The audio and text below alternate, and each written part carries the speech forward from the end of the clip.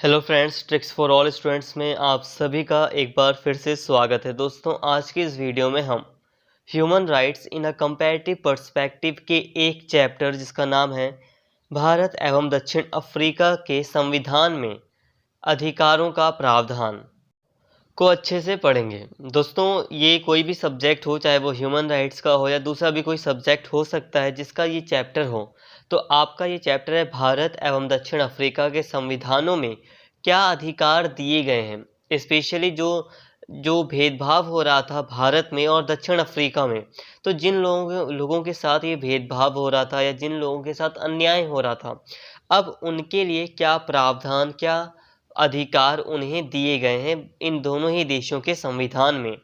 तो ये सारी बातें आज के इस वीडियो में हम करेंगे। तो फ्रेंड्स, वीडियो में एंड तक बने रहना ताकि पूरा का पूरा ये चैप्टर आपको अच्छे से समझ में आ सके।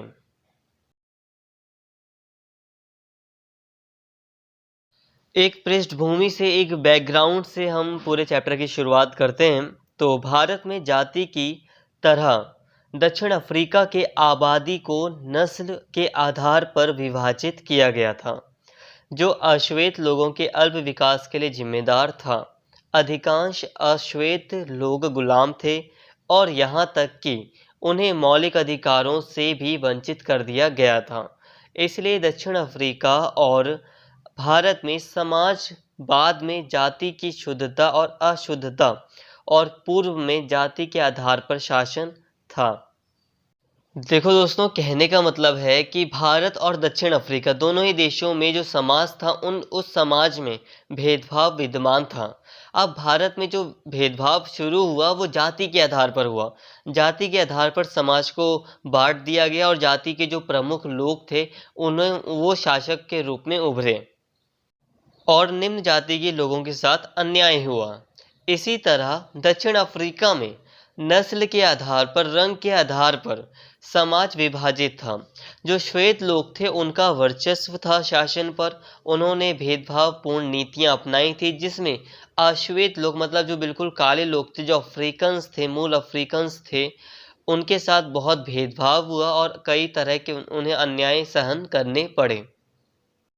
नस्लीय आधार पर दक्षिण अफ्रीकी जनसंख्या को 4 श्रेणियों में वर्गीकृत किया जा सकता है, अर्थात ब्लैक अफ्रीकी जो कि 80% से अधिक थे, मिश्रित जो कि लगभग 9% थे, और सफ़ेद यानी कि श्वेत जो कि लगभग 8% थे, और भारतीय और एशियाई जो कि लगभग 2.5% थे।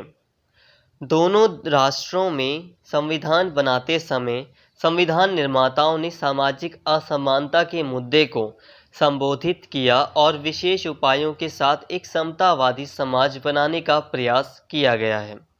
देखिए दोस्तों, अगर हम दक्षिण अफ्रीका की बात करें, जैसे कि भारत में अगर हम देखते हैं तो 4 जातियों के आधार पर लोगों को बांटा गया था। इसी तरह अगर हम दक्षिण अफ्रीका में देखें तो वहाँ पर नस्ल के आधार पर लोगों को बांट दिया गया था। दक्षिण अफ्रीका में श्वेत लोग थे, अश्वेत लोग थे, मिश्रित थे, भारतीय और एशियाई लोग थे। तो ऐसे नस्ल के आधार पर डिवाइड कर दिया गया था और एक भेदभावपूर्ण नीति अपनाई गई थी सरकार के द्वारा। और इन्हीं सब चीज़ों के चलते दोनों ही देशों में जब संविधान निर्माता थे, उन्होंने इस असमानता को खत्म करने के लिए, समतावादी समाज बनाने के लिए कई सारे प्रावधान संविधान में लागू किए, संविधान में डाले। संविधान के लागू होने से पहले, चाहे वह भारत का हो या दक्षिण अफ्रीका का, अधिकारों की धारणा का अभ्यास कुछ विशेषाधिकार प्राप्त लोगों द्वारा किया जाता था, लेकिन संवैधानिक कानून के प्रवर्तन ने अधिकारों की पूरी संरचना को बदल दिया। देखिए दोस्तों, पहले यानी कि संविधान लागू होने से पहले जो भी अधिकार थे दोनों ही देशों में, उन अधिकारों का प्रयोग जो कुछ लोग थे बस वही करते थे। मतलब कुछ विशेषाधिकार प्राप्त लोग थे, कुछ आप बड़े लोग कह सकते हो, अमीर लोग कह सकते हो, या अफ्रीका में जो श्वेत लोग थे वो, भारत में जो ऊंची जाति के लोग थे वो, या जो संपन्न लोग थे वो, तो यही लोग मतलब अधिकारों का प्रयोग करते थे संविधान लागू होने से पहले। लेकिन जैसे ही संविधान दोनों देशों में लागू होता है, तो लागू होते ही संविधानों की जो अधिकार का जो मतलब जो ये लागू किया गया था, ये जो कानून लागू हुए थे, संवैधानिक कानून, इसने अधिकारों की पूरी संरचना को ही बदल दिया। बदल कैसे दिया? वो ऐसे दिया कि अब ये जो अधिकार थे वो सभी लोगों के लिए थे। अब सभी इनका प्रयोग कर सकते थे। तो फ्रेंड्स, अभी तक हम बस एक बैकग्राउंड की बात कर रहे हैं जो कि हमारे लिए काफ़ी इम्पॉर्टेंट है। तो अभी तक मैंने आपको बस इतना बताया कि भारत और दक्षिण अफ्रीका में, साउथ अफ्रीका में, दोनों ही देशों में समाज में भी भेदभाव था। सरकार के द्वारा भी भेदभावपूर्ण नीति अपनाई जा रही थी। और जब दोनों ही देशों में संविधान लागू होता है तो दोनों ही देशों में सभी को अधिकार दिए जाते हैं, सभी को समान अधिकार दिए जाते हैं। और ऊपर से जो निम्न जाति होती है, जो बहुत नीचे जा चुके लोग होते हैं, उनको ऊपर उठाने के लिए कुछ विशेष अधिकार भी उन निम्न लोगों को दिए जाते हैं, जिनकी अभी हम आगे बात करेंगे। तो यहाँ तक आपको समझ में आया होगा। फ्रेंड्स, आगे बढ़ने से पहले देखिए, यहाँ पर आपको एक थंबनेल दिखाई दे रहा होगा। ये वीडियो जो है वो दक्षिण अफ्रीका के ऊपर आधारित है। दक्षिण अफ्रीका में कैसे रंग भेद शुरू हुआ, रंग भेद को किस तरह से ख़त्म किया गया, सरकार कैसे बनी, नेल्सन मंडेला किस तरह उन्होंने मतलब देश की आज़ादी में अच्छी भूमिका निभाई। तो ये सारी बातें इस वीडियो में की गई हैं। और इस वीडियो को देखने के बाद आप काफ़ी अच्छे से जो अपार्थाइड था, जो नस्ल के आधार पर जो भेदभाव था अफ्रीका में, उसको समझ पाएंगे। और ये वाली वीडियो आपके इस वीडियो के लिए जो अभी हम पढ़ रहे हैं, मानवाधिकार से संबंधित ये जो वीडियो है, इस वीडियो के लिए भी काफ़ी इम्पॉर्टेंट है। तो अगर आपको नॉर्मली कोई नॉलेज नहीं है साउथ अफ्रीका के रंग भेद के बारे में, तो आप इस वीडियो को ज़रूर देखें। अदरवाइज़ आपको, अगर आपने इस वीडियो को अगर देख रखा है पहले, तो कोई बात नहीं, आपको एक कॉमन अंडरस्टैंडिंग होगी। तो अब हम आगे बढ़ते हैं। अगर जिसने नहीं देखी उस वीडियो को, तो प्लीज़ उस वीडियो को एक बार आप देख लेना ज़रूर। भारत और दक्षिण अफ्रीका में लोकतांत्रिक संविधान की स्थापना से पहले संविधान अधिकारों का अभाव। तो ये अभी एक बैकग्राउंड में ही हम इसको पढ़ रहे हैं कि अब संविधान लागू होने से पहले, जब दोनों ही देशों का अपना एक लोकतांत्रिक, एक डेमोक्रेटिक संविधान नहीं था, तो उससे पहले वहाँ की सरकारों के द्वारा, चाहे वो ब्रिटेन की सरकार हो जो कि भारत में थी, और चाहे वो अफ्रीका की सरकार हो जो कि जिसमें श्वेत लोग अधिक थे, चाहे वो अफ्रीका की सरकार हो जिसमें बहुत ज़्यादा जो श्वेत लोग थे उन्हीं का वर्चस्व था। तो इन दोनों ही देशों की सरकारों ने जो अधिकार लागू किए थे, उसमें क्या अभाव था, किस चीज़ की कमी थी, ये अब हम बात कर रहे हैं। अब देखिए दोस्तों, अब भारत की अगर हम बात करें तो भारत में ब्रिटिश सरकार के द्वारा कई सारे अधिनियम लागू किए गए थे, जैसे कि 1773 का रेगुलेटिंग एक्ट, फिर 1781 का अधिनियम, 1784 का पेट्स इंडिया एक्ट, फिर 1786 का एक अधिनियम आया था। फिर इसी तरह फिर चार्टर अधिनियम लागू किए गए थे 1793 में, 1813 में, 1833 में, 1853 में। फिर भारत परिषद अधिनियम आया था। फिर करते करते फिर 1935 का अधिनियम आया था, भारत सरकार अधिनियम जो भी था। कहने का मतलब है कि ये जो कानून, जितने भी कानून भारत में अंग्रेज़ों के द्वारा लाए गए थे, वो बहुत ज़्यादा भेदभावपूर्ण थे। अंग्रेज़ों द्वारा बनाए गए कानून भारतीयों के लिए भेदभावपूर्ण और अपमानजनक थे, क्योंकि ये लोकतांत्रिक नहीं था और भारतीय आबादी का प्रतिनिधित्व नहीं था। दक्षिण अफ्रीका के मामले में भी स्थिति ज़्यादातर समान ही थी। 1994 ईस्वी में एक लोकतांत्रिक संविधान बनाने से पहले दक्षिण अफ्रीका में अलग अलग समय पर 3 संविधान थे। उदाहरण के लिए 1910, 1961 और 1983 का संविधान। लेकिन इन संविधानों ने दक्षिण अफ्रीका में अश्वेतों की समस्याओं का समाधान नहीं किया। उनके अधिकारों, स्वतंत्रता और समानता की भावना की उपेक्षा की गई। तो फ्रेंड्स, यहाँ तक आपको समझ में आ गया होगा कि दोनों ही देशों में, दक्षिण अफ्रीका में और भारत में, जब संविधान लागू नहीं हुआ था, लोकतांत्रिक संविधान, तो दोनों ही देशों की सरकारों के द्वारा जो भी अधिनियम लागू किए जाते थे वो बहुत ज़्यादा भेदभावपूर्ण थे। जैसे कि दक्षिण अफ्रीका में जो भी अधिनियम लागू किए जाते थे, वो जो अश्वेत लोग थे वहाँ के, वो जिन समस्याओं का सामना कर रहे थे, उनकी समस्याओं का कोई भी समाधान नहीं निकला था। उसी तरह भारत में जो भी अधिनियम लागू किए गए थे, उनसे सिर्फ और सिर्फ ब्रिटेन को फ़ायदा हो रहा था, भारतीयों को कुछ भी फ़ायदा नहीं हो रहा था। भारत में पिछड़ापन आता जा रहा था, भारत का शोषण लगातार बढ़ता जा रहा था। तो फ्रेंड्स, यहाँ तक हमने एक बैकग्राउंड को देख लिया। अब हम बात करते हैं कि अब किस तरह से जब दोनों देशों में संविधान लागू हो जाता है तो कौन कौन से अधिकार दोनों ही देशों में अपने नागरिकों को दिए जाते हैं।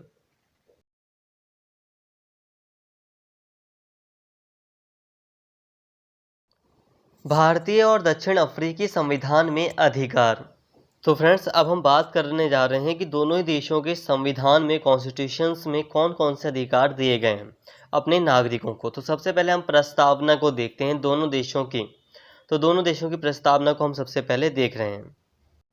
भारतीय संविधान की प्रस्तावना में व्यापक विशेषताएं हैं जो संविधान की संस्थापक दृष्टि का निर्माण करती हैं। सबसे पहले यह कहता है कि हम भारत के लोग हैं और डैश जो भी है, इसका मतलब है कि यह भारत के लोगों को सर्वोच्च प्राथमिकता देता है और यही लोग हैं जो संविधान को वैधता और अधिकार देते हैं।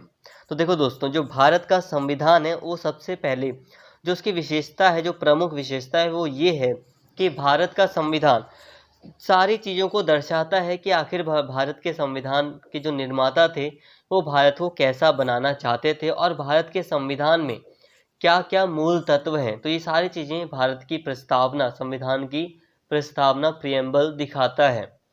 तो सबसे पहली चीज़ है कि हम ये जो प्रस्तावना है वो शुरू होती है कि हम भारत के लोग। तो ये चीज़ दर्शा रही है कि इसने लोगों को, जो भारतीय लोग हैं उसको बहुत ज़्यादा प्रमुखता दी है, मतलब बहुत ज़्यादा इम्पोर्टेंस दी है। और यही वो लोग हैं जो कि संविधान को वैधता प्रदान करते हैं। संविधान की प्रस्तावना जब आप पढ़ोगे तो आप उसमें क्या लिखा है कि हम लोग संविधान सभा में आज दिनांक इस दिन को 26 नवंबर 1949 को इस संविधान को अंगीकृत करते हैं, अपने ऊपर आरोपित करते हैं। तो ये कौन कह रहा है? ये जनता ही कह रही है। जनता के शब्द हालांकि संविधान सभा के लोग कह रहे हैं, निर्माता कह रहे हैं, बट फिर भी इन्होंने जनता को ज़्यादा प्रमुखता दी है। और ये जो जनता है, ये जो लोग हैं, यही भारतीय संविधान को वैधता प्रदान करते हैं और अपने ऊपर लागू करते हैं।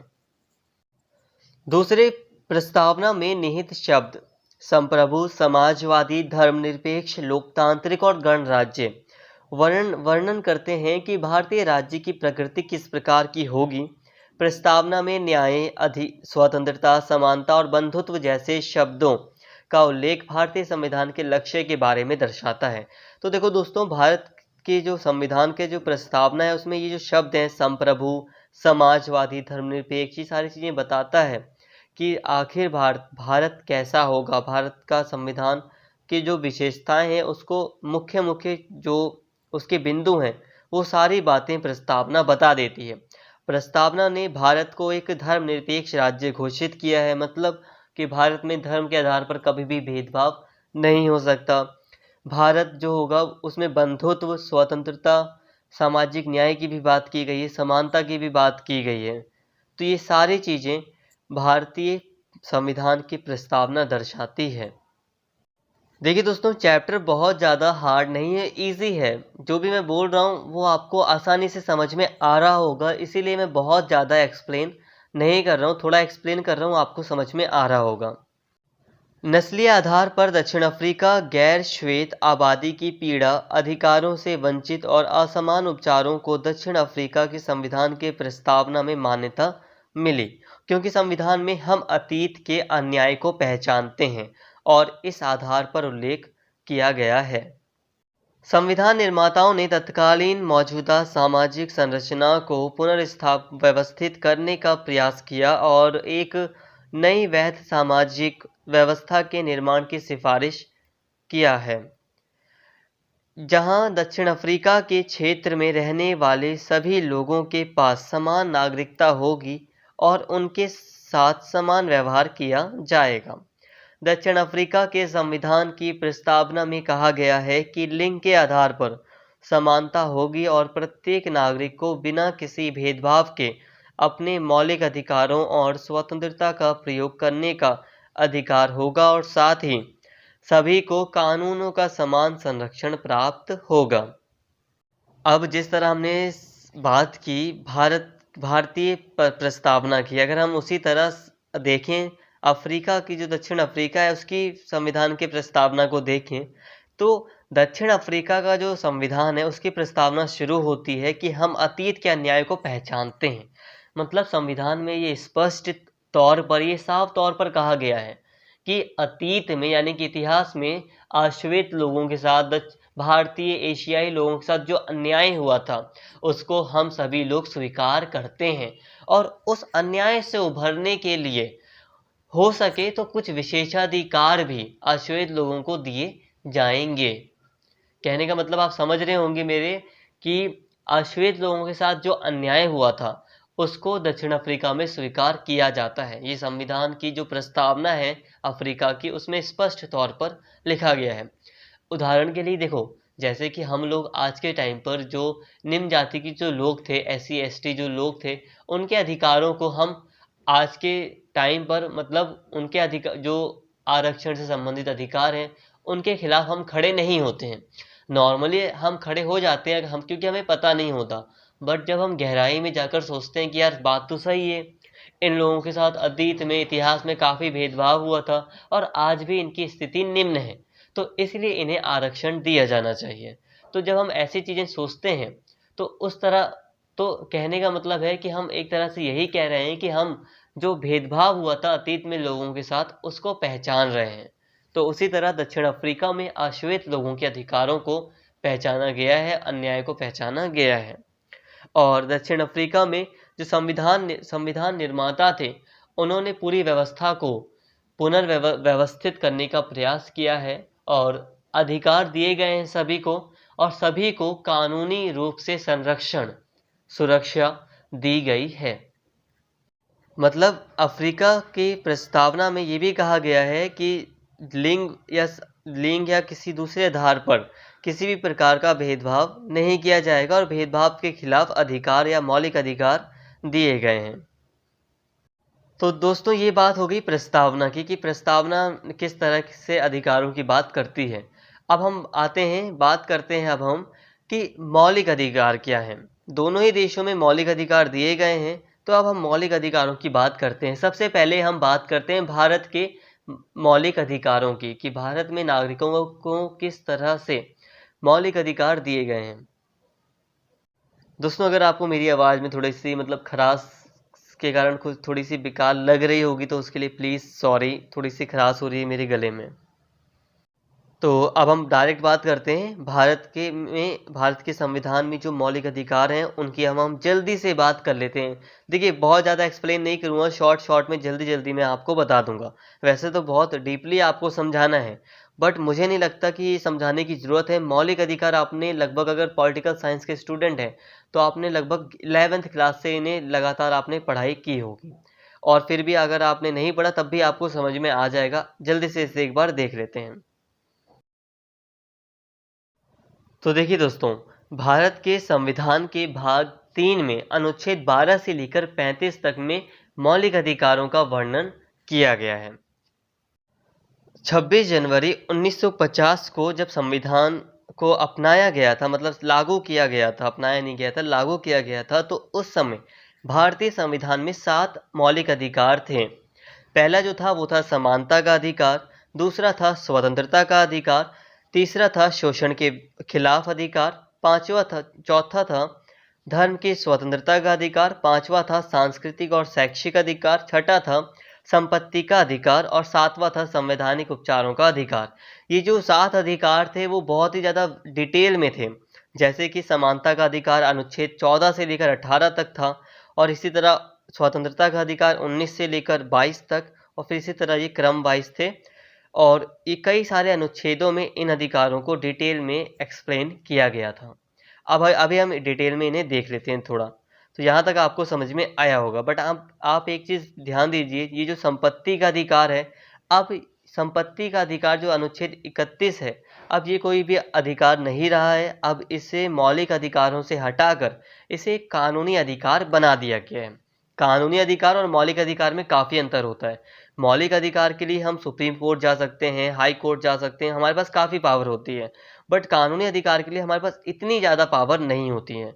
बट अभी तक आपको इतना समझ में आ गया होगा, ये 6 अब प्रमुख हमारे पास अधिकार हैं। अगर हम संपत्ति के अधिकार को हटा देते हैं तो समानता, स्वतंत्रता, शोषण के खिलाफ और धर्म की स्वतंत्रता, सांस्कृतिक शैक्षिक अधिकार और संवैधानिक उपचारों के अधिकार, ये प्रमुख 6 मौलिक अधिकार भारत के नागरिकों को वर्तमान समय में प्राप्त हैं।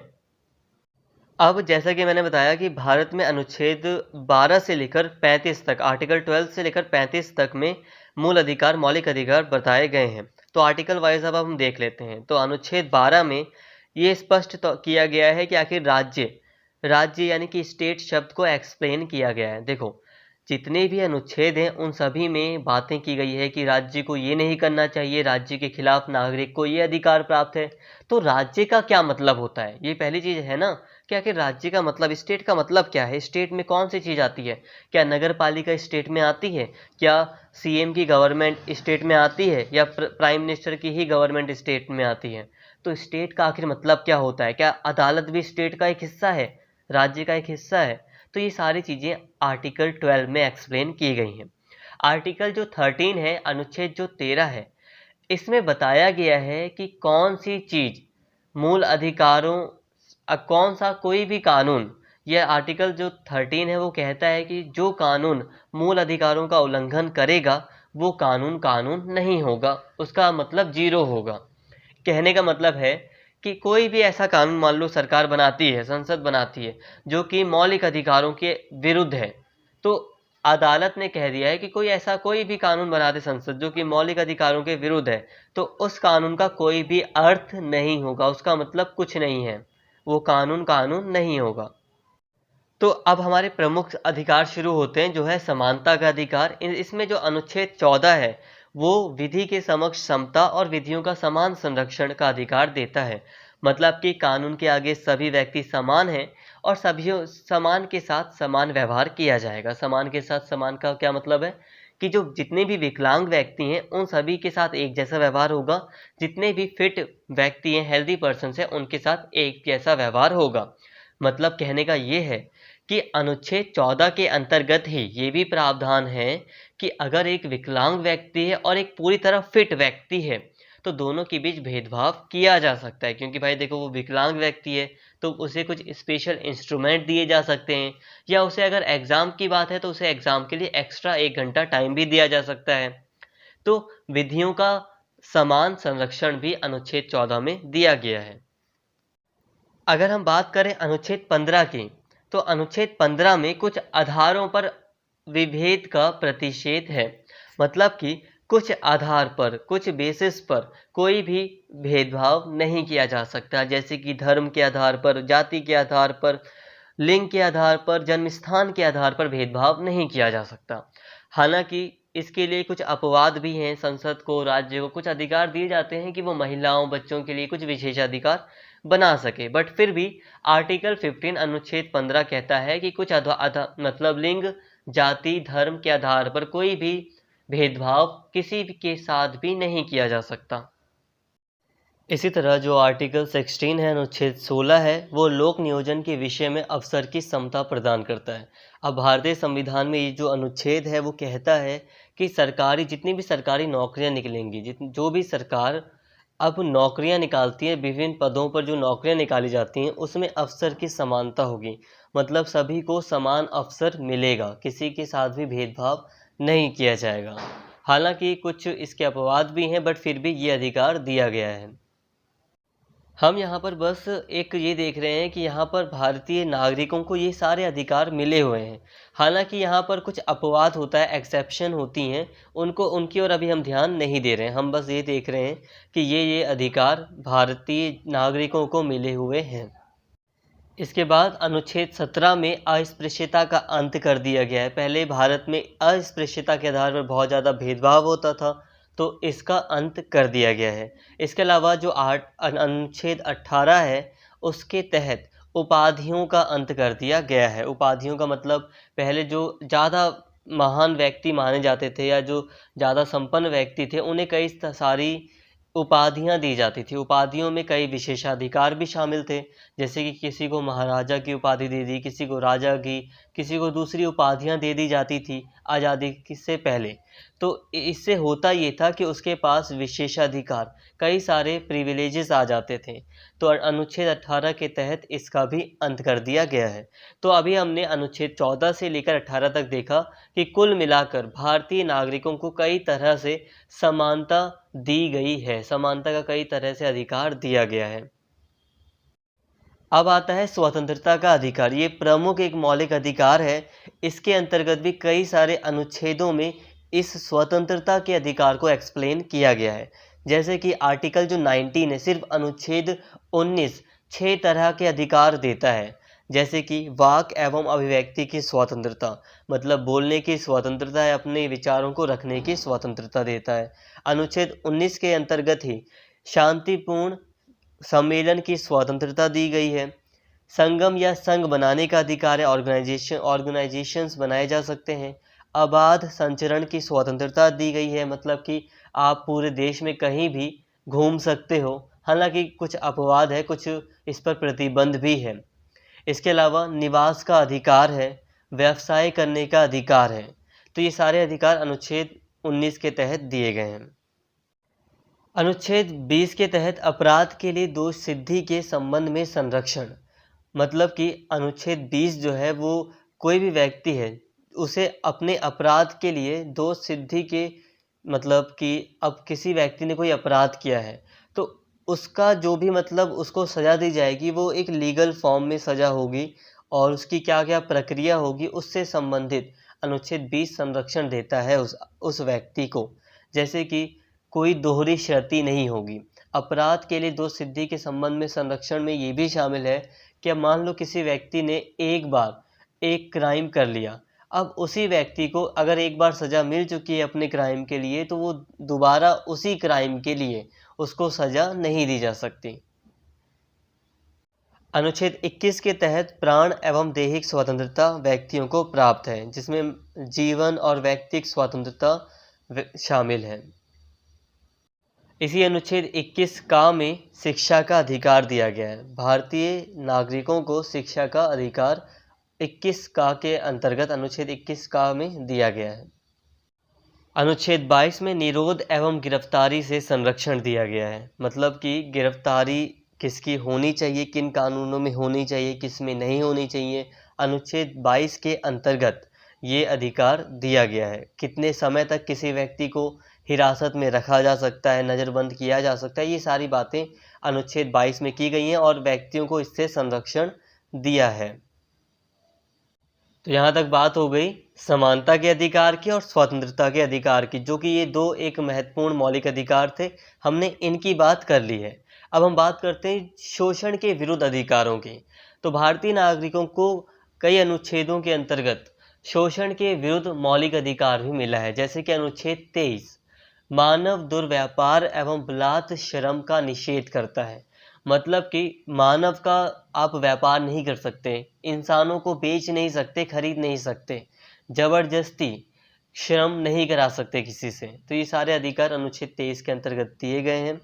अनुच्छेद 24 जो है वो कारखानों आदि में बालकों के नियोजन का निषेध करता है। जो कारखाने हैं, स्पेशली जो ऐसे कारखाने हैं जिसमें बालकों को, बच्चों के लिए जो खतरनाक कंपनियां हैं या फैक्ट्रियां हैं, वहाँ पर बच्चों को काम पर नहीं रखा जा सकता। ये अनुच्छेद 24 के अंतर्गत कहा गया है और एक आयु सीमा वगैरह भी निर्धारित की गई है। तो ये बात हो गई शोषण के विरुद्ध अधिकारों की। अब बात करते हैं धर्म की स्वतंत्रता का अधिकार। तो धर्म की स्वतंत्रता के अधिकार से संबंधित पहला अनुच्छेद है अनुच्छेद 25, जिसके अंतर्गत अंतःकरण की और धर्म के अबाध रूप से मानने, आचरण और प्रचार करने की स्वतंत्रता शामिल है। अब अनुच्छेद जो 25 है उसमें साफ साफ कहा गया है कि अपने धर्म को अबाध रूप से मानने का अधिकार है। आप कोई सा भी धर्म है आपका तो आप उसको मान सकते हैं, कोई आपको रोक नहीं सकता। आप जो भी धर्म में बातें की गई हैं, जो भी कोर प्रैक्टिसेस हैं धर्म की, आप उसके अकॉर्डिंग अपना आचरण तय कर सकते हो, आप अपने धर्म का प्रचार भी कर सकते हो। ये स्वतंत्रता अनुच्छेद 25 के अंतर्गत दी गई है। अनुच्छेद 26 में धार्मिक कार्यों के प्रबंधन की स्वतंत्रता, मतलब अनुच्छेद 26 धार्मिक कार्यों के प्रबंधन मैनेजमेंट की स्वतंत्रता देता है। जैसे कि अब इसमें मंदिर के निर्माण भी शामिल हो सकता है कि एक समुदाय है, एक धर्म विशेष है का कोई समुदाय है जो चाहता है कि हम अपने धार्मिक कार्यों के प्रबंधन के लिए एक मंदिर निर्माण करें जहाँ पर हम लोग पूजा पाठ करें मिलकर, तो ये स्वतंत्रता शामिल है। इसके अलावा कई बार आप देखते हैं कि कई सारे फेस्टिवल होते हैं जो धर्म विशेष में मनाए जाते हैं, तो एक समूह में उसका प्रबंधन किया जाता है, तो अनुच्छेद 26 इसकी स्वतंत्रता देता है।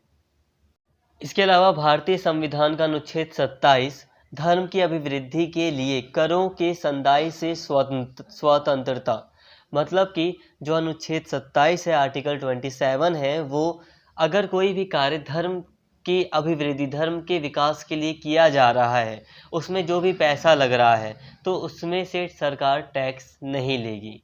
ये स्वतंत्रता नागरिकों को दी गई है अनुच्छेद 27 के अंतर्गत। हालांकि सरकार कई तरह की फीस ले सकती है, जैसे कि अब सरकार प्रोटेक्शन देती है, जो दूर दूर तीर्थ यात्राओं पर लोग जाते हैं तो सरकार प्रोटेक्शन देती है, तो सरकार टैक्स तो नहीं लेती बट फीस ले सकती है।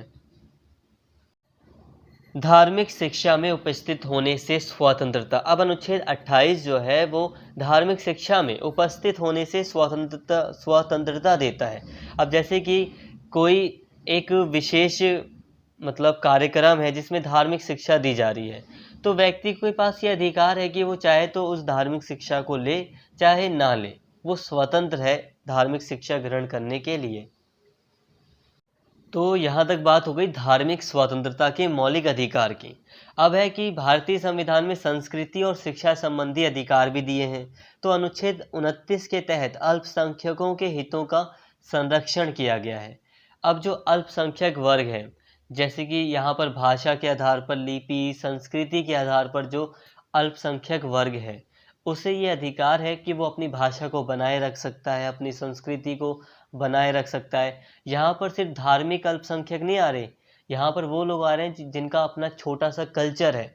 अब मान लो जैसे कि जो यहूदी लोग हैं, धर्म के मामले में तो अल्पसंख्यक हैं, बट हो सकता है कि इनका कल्चर पूरे भारत में फैला ना हो, इनका एक सामान्य कल्चर हो, अलग कल्चर हो, तो इनके पास ये अधिकार है कि इन्हें अपने कल्चर का संरक्षण करने का अधिकार है।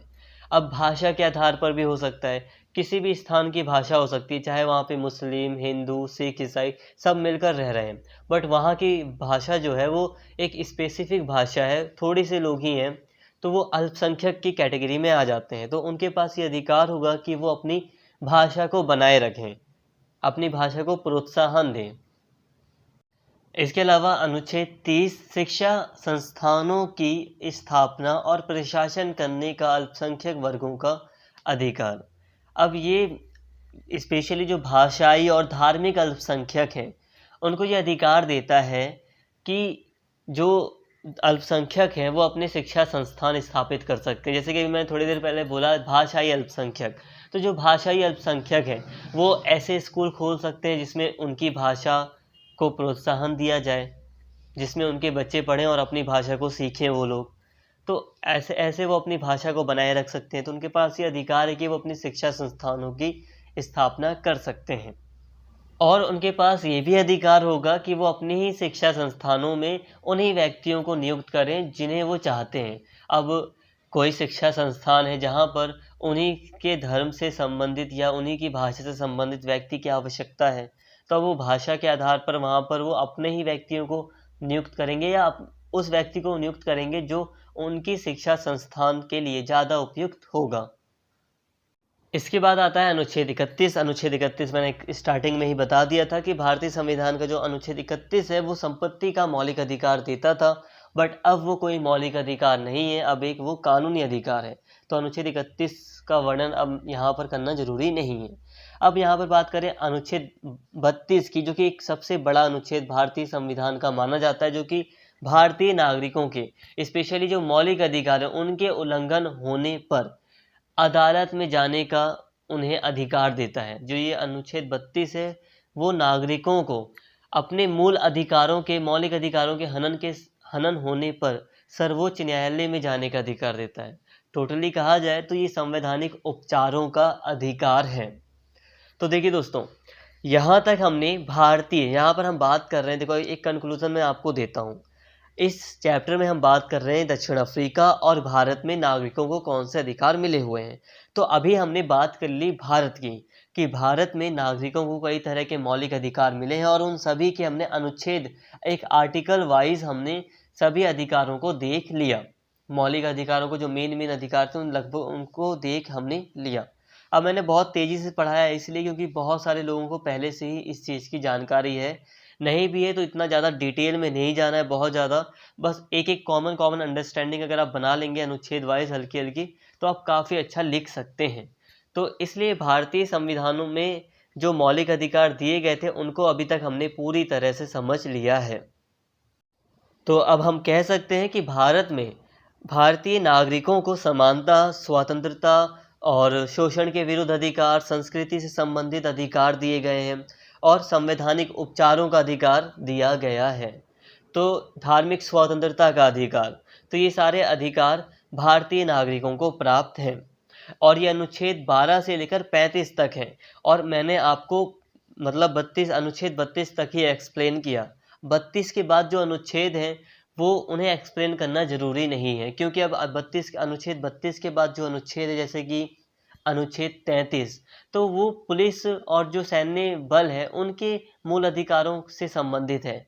क्योंकि अब अगर आप पुलिस को या सैनिकों को ये मौलिक अधिकार दे दोगे कि भाई उन्हें बोलने का अधिकार है, उन्हें अपने विचार व्यक्त करने का अधिकार है, वो कुछ भी बात कह सकते हैं मीडिया में आकर, तो इससे दिक्कत हो जाएगी। जैसे कि अब मान लो अगर उनके पास ये, अगर उनके ये अधिकार ना छीने जाएं पुलिस वालों के या जो सैन्य बल हैं, तो इससे प्रॉब्लम ये हो सकती है कि वो कई सारी जो खुफिया जानकारी हैं उनको उजागर कर सकते हैं, जो कि हमारे देश के लिए खतरनाक हो सकती हैं। तो अनुच्छेद 33 इसी से संबंधित है, इसीलिए मैंने इसका वर्णन नहीं किया। तो अनुच्छेद 14 से लेकर अनुच्छेद 32 तक मेनली भारतीय नागरिकों को ये जो अधिकार मिले थे इनका वर्णन ही आप एग्जाम में करना।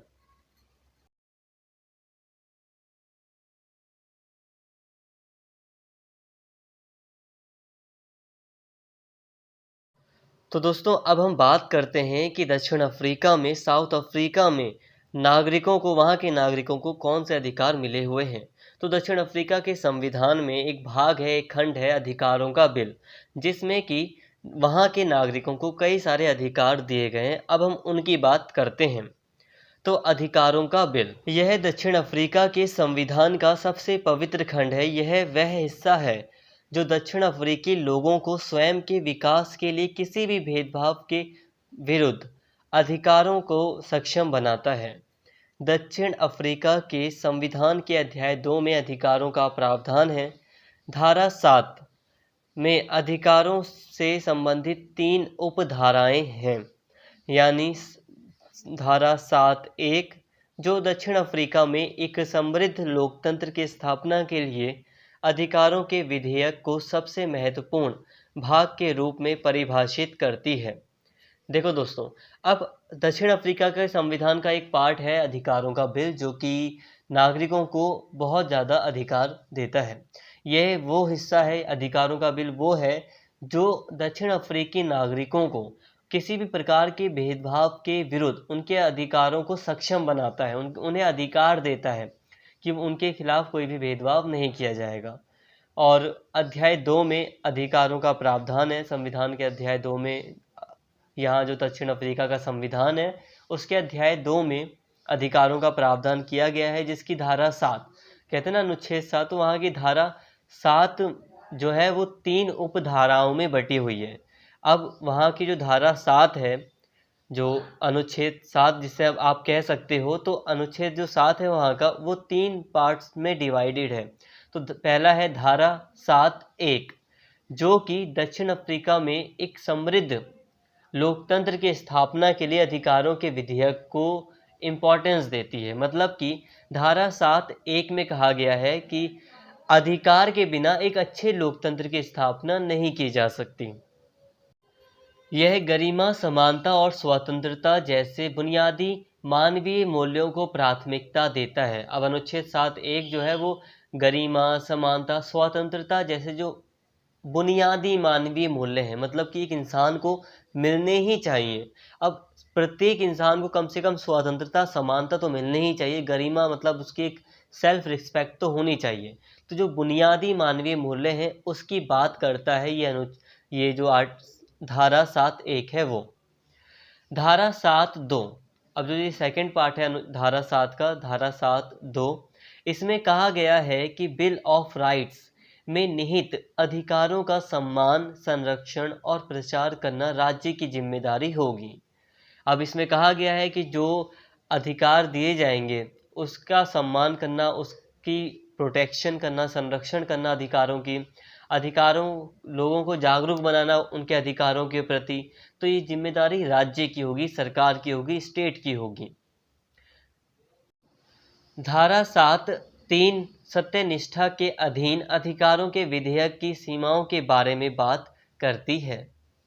तो फ्रेंड्स, यहाँ तक आपको समझ में आया होगा कि बिल ऑफ राइट्स में अफ्रीकन लोगों को, जो साउथ अफ्रीकन पीपल्स हैं, उनको कई सारे अधिकार दिए गए हैं, जिसकी धारा 7 3 पार्ट्स में डिवाइडेड है। इसमें कई सारे अधिकारों से संबंधित बातें की गई हैं। इस भाग की धारा 8 कहती है कि बिल ऑफ राइट्स में प्रदान किए गए कानून सभी के लिए लागू होते हैं और विधायिका, कार्यपालिका और न्यायपालिका और राज्य के अन्य सभी अंगों को बांधते हैं। इस भाग की धारा 9 लगभग भारतीय संविधान के अनुच्छेद 14, 15 और 16 के प्रावधानों के समान है।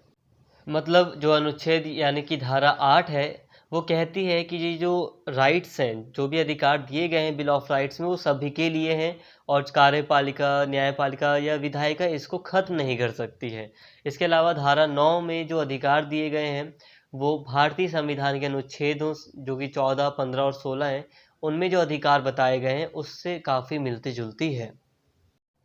धारा 9(1) में कहा गया है कि कानूनों के समक्ष सभी के साथ समान व्यवहार किया जाएगा और उन्हें कानूनों का समान संरक्षण प्राप्त होगा। धारा 9(2) में उन लोगों के पक्ष में सकारात्मक भेदभाव का प्रावधान निर्धारित करती है जो अतीत में अधिकारों से वंचित थे। धारा 9(3) लिंग, जाति, वैवाहिक स्थिति, यौन अभिविन्यास, जन्म स्थान, भाषा, संस्कृति, सामाजिक मूल के आधार पर किसी के साथ किसी भी प्रकार के भेदभाव को प्रतिबंधित करती है। धारा 9(4) विधायिका को अनुचित भेदभाव को रोकने के लिए कानून बनाने का निर्देश देती है। तो फ्रेंड्स, ये जो यहाँ पर जो संविधान है दक्षिण अफ्रीका का, उसकी जो धारा 9 है वो 4 पार्ट्स में डिवाइडेड है, जिसमें से जो धारा 9(1) है, 9(2) है, 9(3) है, 9(4) है, वो कई तरह के अधिकार दक्षिण अफ्रीकन नागरिकों को देती है। दक्षिण अफ्रीकी संविधान की धारा 10 और 11 क्रमशः मानवीय गरिमा और जीवन के अधिकार के बारे में चर्चा करती है।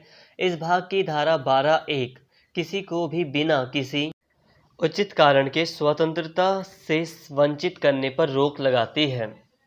इसके अलावा धारा 12(2) लोगों को अपने शरीर पर संप्रभु बनाती है और व्यक्ति को प्रजनन से संबंधित निर्णय लेने की अनुमति देती है और सहमति के बिना किसी के शरीर पर किसी भी चिकित्सा प्रयोग को प्रतिबंधित करती है।